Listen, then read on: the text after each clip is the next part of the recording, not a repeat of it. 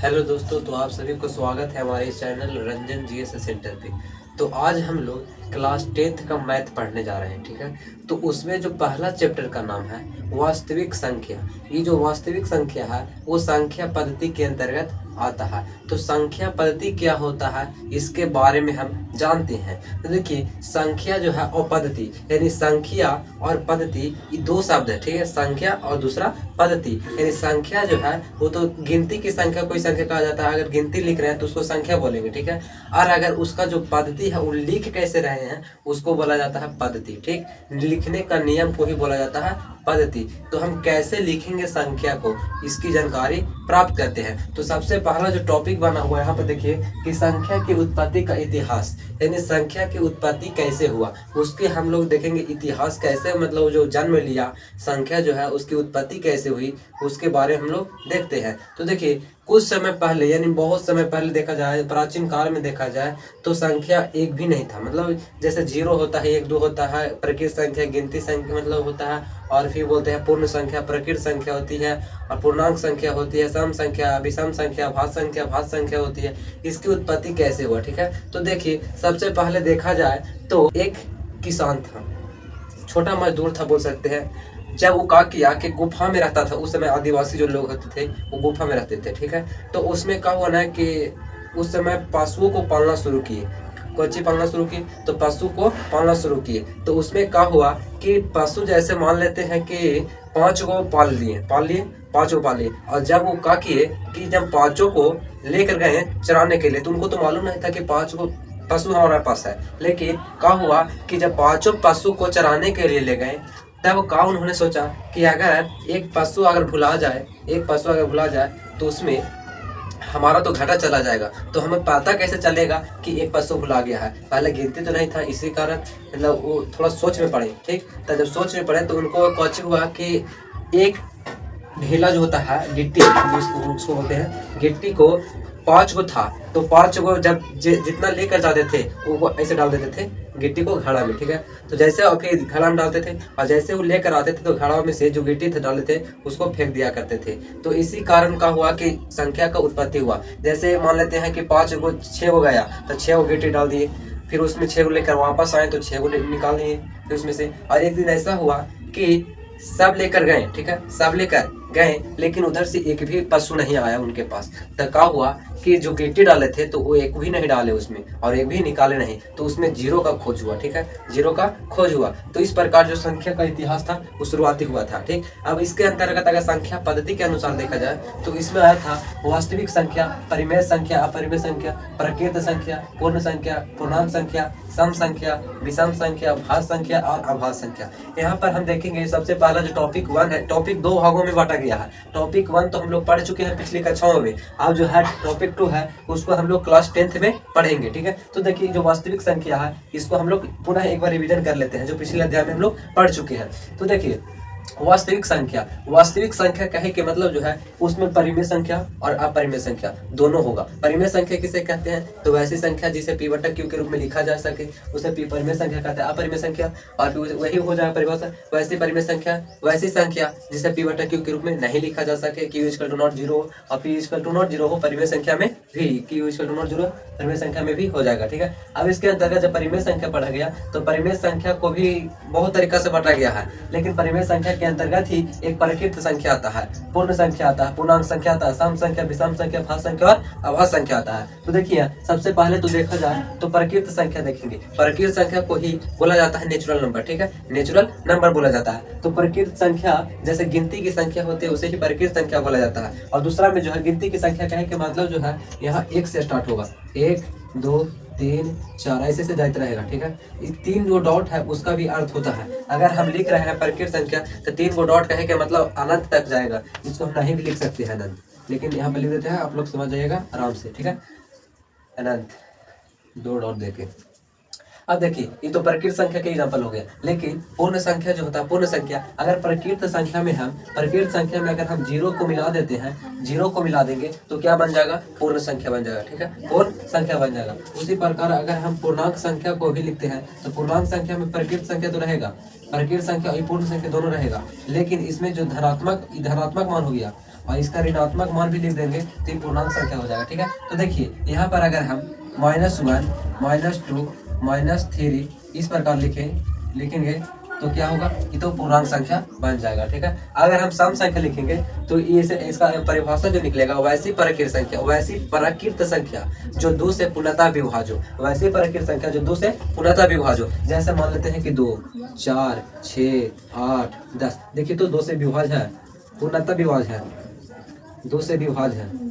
अब एक बार यहाँ क्वेश्चन आएगा, देखिए जैसे यहाँ पर एक क्वेश्चन आता है, क्या -4 -4 2 से विभाज्य है, 2 से विभाज्य है। तो यहाँ पर देख रहे हैं कि आराम से कट जा रहा है, पूर्णतः विभाज्य है, पूर्णतः विभाज्य है। लेकिन बोला गया शुरू में परिभाषा कि वैसी प्राकृत संख्या होना चाहिए, क्या, तो प्राकृत संख्या होना चाहिए। तो देख रहे हैं यहाँ पर कि -2 जो है ये प्राकृत संख्या ना होकर पूर्णांक संख्या है, तो ये क्या होगा, ये सम संख्या नहीं होगा। ठीक है, इसका कंसेप्ट समझ में आया। हाँ, तो देखिए यहाँ पर जो -2 है ये क्या है, तो पूर्णांक संख्या, तो पूर्णांक संख्या -2 है तो ये क्या सम संख्या है, कहे कि सम संख्या का जो परिभाषा निकला वो क्या निकला था कि वैसी प्राकृत संख्या क्या होना चाहिए, तो प्राकृत संख्या होना चाहिए, जहाँ की देखा गया कि -2 एक पूर्णांक संख्या, इसीलिए यह सम संख्या नहीं हुआ। ठीक है, अब आगे देखा गया कि विषम संख्या क्या है, तो विषम संख्या जो सिंपल परिभाषा देखा जाए तो वैसी संख्या, वैसी प्राकृत संख्या जो 2 से विभाज्य न हो, 2 से पूर्णतः विभाज्य न हो। जैसे मान लेते हैं 2 से विभाज्य कौन नहीं होता है, पूर्णतः विभाज्य 1 है, 3 है, 5 है, 7 है, 9 है, 11 है। इसी प्रकार विषम संख्या का उदाहरण भी मिल जाएगा। ठीक है, अब अगर देखा जाए तो भाज्य संख्या ऐसे लिखेंगे डायरेक्ट, वैसी संख्या, वैसी प्राकृत संख्या जिसका 2 से अधिक गुणनखंड हो, 2 से अधिक गुणनखंड हो, कितना से, तो 2 से अधिक गुणनखंड हो। जैसे मान लेते हैं कि सबसे जो छोटी भाज्य संख्या यहाँ पर 4 है, ठीक, 4 फिर 6 हो जाएगा, फिर 8 हो जाएगा। यहाँ पर 4 और 6 8 को समझिए कैसे हुआ। देखिए इसको जब तोड़ेंगे तो किस में टूटेगा, तो यहाँ पर 1 में टूटेगा, 2 में टूटेगा और 4 में टूटेगा। अगर हम 6 को तोड़ते हैं तो 1 में, 2 में, 3 में और देखिए 6 से, यानी इतना में कट गया। यानी देखिए इसका जो फैक्टराइजेशन निकला, यानी गुणनखंड निकला, कितना निकला, 1 2 3 निकला, 1 2 3 4 निकला। अगर 2 को यहाँ निकलता तो विषम संख्या नहीं होता। ठीक है, भाज्य संख्या नहीं होता। ठीक, अब हम लोग देखेंगे अभाज्य संख्या के बारे में। क्या देखेंगे, तो अभाज्य संख्या के बारे में। भाज्य संख्या कहीं उल्टा अभाज्य संख्या है, इसमें बोलेगा कि अगर यहाँ पर 2 से अधिक गुणनखंड हो,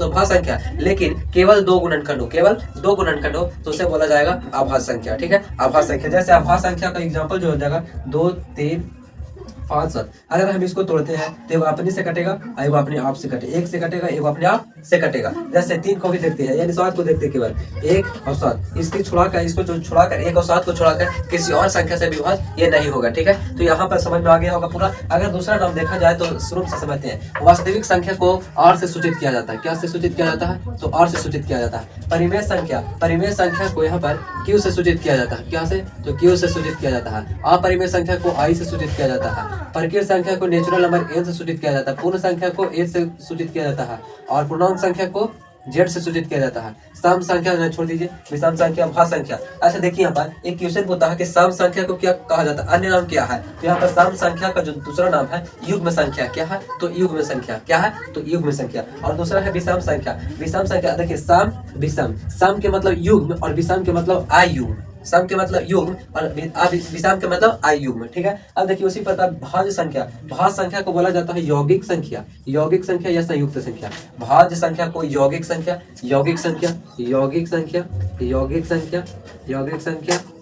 या संयुक्त संख्या, या तो संयुक्त संख्या। ठीक, अब अभाज्य संख्या जो है, अभाज्य संख्या को रोड संख्या केवल बोला जाता है। क्या बोला जाता है, तो रोड संख्या बोला जाता है। बाकी इतना तो समझ में आ गया होगा। ठीक है, अब हम लोग पढ़ेंगे टॉपिक 2 में, जो कि क्लास 10th का जो टॉपिक। ठीक है, कहाँ का टॉपिक है, तो क्लास 10th का टॉपिक है। तो देखिए सबसे पहला जो बोला गया है यहाँ पर कि यूक्लिड विभाजन प्रमेय जो है ये क्या है। ठीक है, बहुत लोगों का समझ में नहीं आता है कि a बराबर bq प्लस n क्या है। ठीक है, तो वही यूक्लिड विभाजन प्रमेय का है।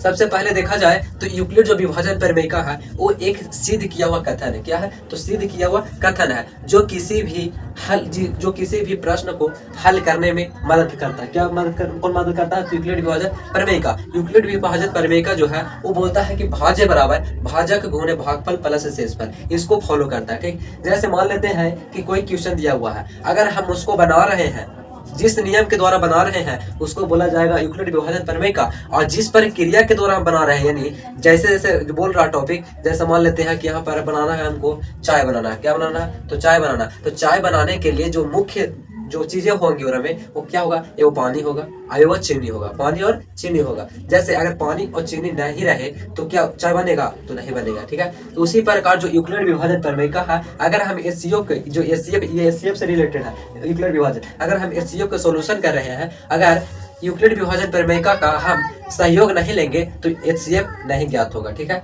एचसीएफ नहीं ज्ञात होगा। उसी प्रकार हम लोग क्या करते हैं, तो यूक्लिड विभाजन एल्गोरिथम समझते हैं। और जिस प्रक्रिया के द्वारा हम चाय को बना रहे थे, जैसे पहले क्या हुआ कि पानी लिए, बर्तन लिए, बर्तन में पानी लिए, फिर पानी में का फेंटे तो चीनी फेंटे, चीनी में फिर चाय पत्ती फेंटे, और उसको फिर गैस पे चढ़ाए, तो उसको फिर चालू किए गैस को, फिर गर्म किए, फिर बना, फिर उसको उतारे, फिर छाने उसको। दूसरी प्रकार जो होता है वो प्रक्रिया हो गया। जो प्रक्रिया होता है उसको ही बोला जाता है एल्गोरिथम। एल्गोरिथम यानी यूक्लिड विभाजन एल्गोरिथम। क्या समझ में आया? तो हाँ, तो देखिए अब यहाँ तक हो गया यूक्लिड विभाजन प्रमेय का और यूक्लिड विभाजन एल्गोरिथम, ठीक है। अब हम लोग समझेंगे यूक्लिड विभाजन प्रमेय से एचसीएफ कैसे निकाला जाता है, ठीक है। तो देखिए सबसे पहला जो यूक्लिड विभाजन प्रमेय का है उसको हम लोग बता देते हैं कि क्या सिद्ध किया हुआ कथन है, ठीक है। तो इसको मिटाते हैं, बाकी तो इतना समझ में ही गया होगा।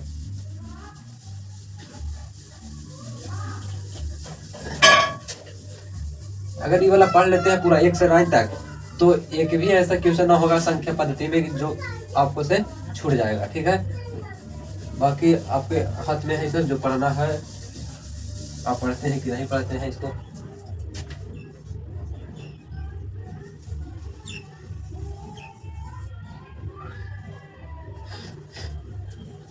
देखिए सबसे पहला जो है यूक्लिड विभाजन प्रमेय का, फिर से बताते हैं इसको अच्छा से। यूक्लिड विभाजन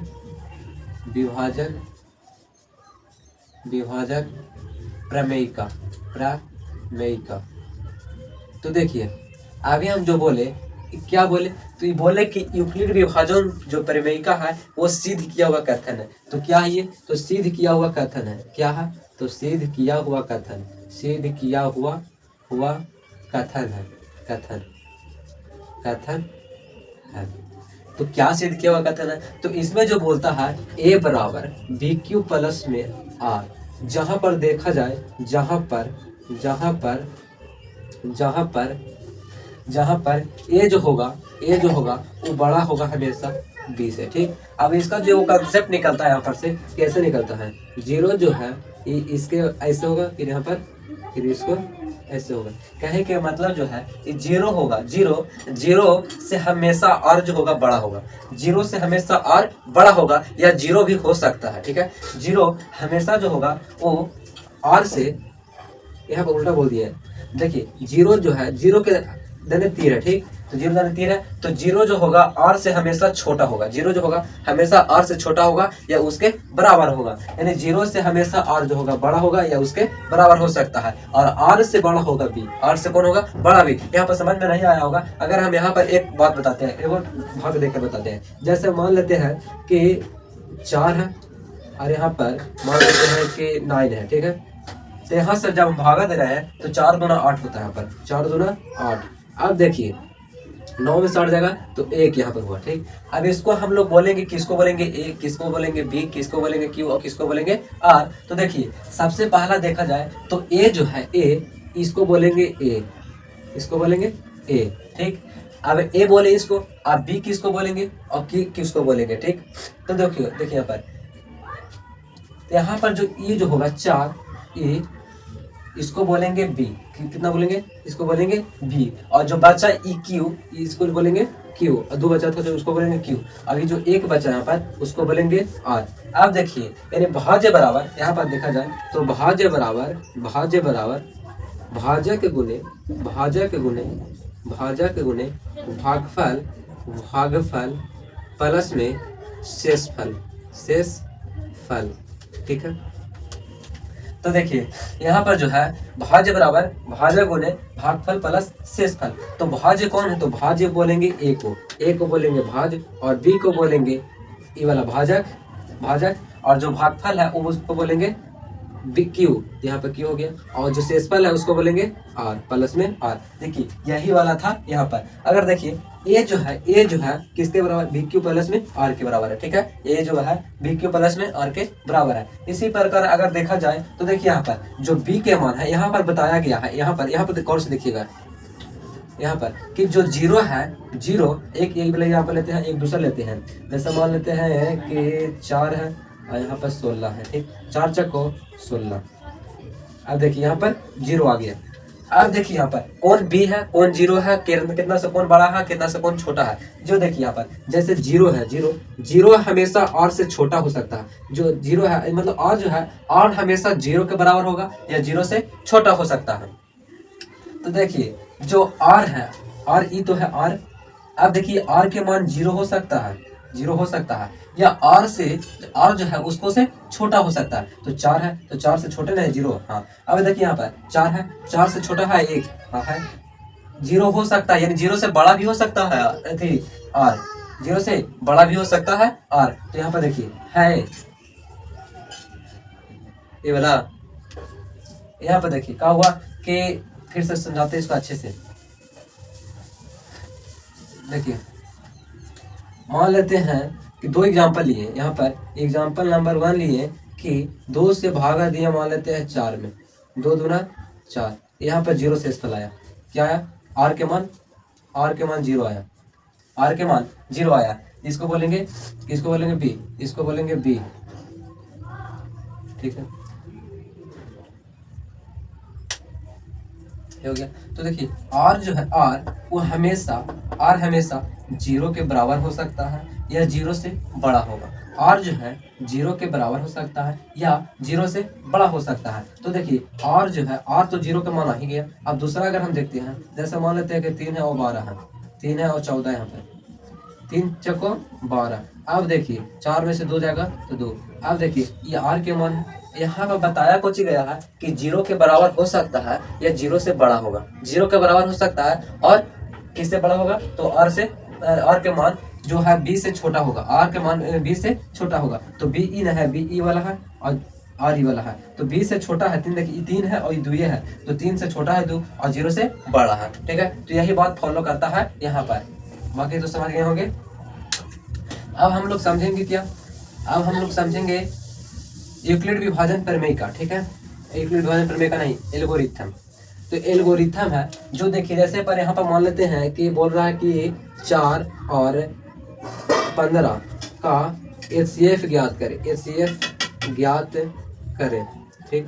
तो देखिए हम जो है सबसे पहले हल लिखेंगे, क्या लिखेंगे, तो हल लिखेंगे और लिखेंगे यहाँ पर कि माना, क्या लिखेंगे, माना a बराबर 15 और b बराबर 4। अब बोलिएगा कि a बराबर हम 15 लिख दिए और b बराबर 4 लिख दिए, कैसे लिख दिए। तो देखिए जो a होता है, a उस सबसे बड़ा होता है, जो दिया रहेगा उसमें बड़ा से बड़ा को चुनना है a और छोटा को चुनना है b। तो देखिए a जो है हम 15 चुन लिए और b को 4 चुन लिए, ठीक। तो यहाँ पर लिखेंगे यूक्लिड विभाजन प्रमेयिका से, क्या लिखेंगे, तो यूक्लिड विभाजन प्रमेयिका से, क्या लिखेंगे, यूक्लिड विभाजन प्रमेयिका से क्या बोलता है कि जो बोलता है a बराबर बी क्यू प्लस में आर, a बराबर बी क्यू प्लस में आर। अब देखिए a के मान 15 है और b के मान कितना है, तो 4 है। अगर हम 4 में कितना से गुना कर दे कि 15 आ जाए या उससे कम आए थोड़ा, जैसे मान लेते हैं यहाँ पर 3 से गुना किया तो 4 दिए 12 और 12 में कितना जोड़े कि 15 हो जाए, तो यहाँ पर 3 जोड़ेंगे, ठीक। अब देखिए जो 4 है, 4 को यहाँ उतारेंगे और 3 को यहाँ लिखाएंगे। तो देखिए 4 जो है, 4 को यहाँ उतार दिए और 3 को यहाँ लिखेंगे। और 3 में कितना से गुना करेंगे, 4 आ जाए या उससे कम आए तो 1 से गुना करेंगे, कारण कि 1 अगर 2 से गुना करते तो 3 दूना 6 हो जाता, जो कि 4 से बड़ा है। अब यहाँ पर हम 1 जोड़ेंगे, ठीक। इसी प्रकार हम फिर यहाँ 3 को लेकर आएंगे और फिर यहाँ 1 को लाएंगे। अब 1 में कितना से गुना करेंगे, 3 आ जाए तो 3 से गुना करेंगे। जब तक जीरो शेषफल नहीं आ जाए, आर जीरो नहीं आ जाए, तब तक हम ये बात को दोहराएंगे, ठीक है। तो देखिए जो 3 है इसके बराबर हो गया 3, यहाँ पर 0 जोड़ेंगे तब आ जाएगा। तो लिखेंगे अतः शेष बराबर 0, इसीलिए संख्या जो होगा, संख्या कितना, 4 और 15 का HCF कितना होगा, तो HCF हो जाएगा 1 हो जाएगा। ठीक है, कितना होगा तो 1 हो जाएगा। यही एल्गोरिथम है जिस प्रक्रिया के द्वारा हम बनाए हैं इसको, जो जो क्वेश्चन दिया हुआ था, ये क्वेश्चन था, उसको हम जिस प्रक्रिया के द्वारा एचसीएफ निकाल दिए हैं उस प्रक्रिया को ही बोला जाएगा क्या, तो यूक्लिड विभाजन एल्गोरिथम। अब हम लोग समझेंगे यूक्लिड विभाजन परिमेय से एचसीएफ निकालना, जो कि यही है दाम, यही वाला है, ये है तीसरा नंबर में यूक्लिड विभाजन परिमेय से एचसीएफ। ठीक है, तो ये एक बार और एग्जांपल ले लेते हैं दूसरा क्वेश्चन करके।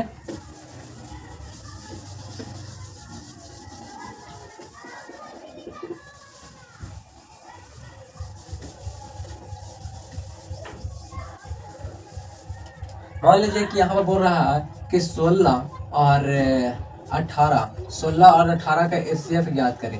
एचसीएफ ज्ञात करें किस विधि के द्वारा, यूक्लिड विभाजन परिमेय के द्वारा। ठीक है, तो यहाँ पर लिखेंगे ज्ञात करें। सबसे पहले क्या लिखेंगे तो हल लिखेंगे, क्या लिखेंगे तो हल लिखेंगे, और इसमें लिखेंगे कि माना की, यही वाला बातें को लिखना है, माना ए बराबर, ए में बड़ा कौन होगा तो 18 है, तो यहाँ पे लिखेंगे ए के मान 18 और बी कौन है तो 16 है, छोटा वाला। ठीक, यहाँ पे लिखेंगे यूक्लिड विभाजन परिमेय से, यूक्लिड विभाजन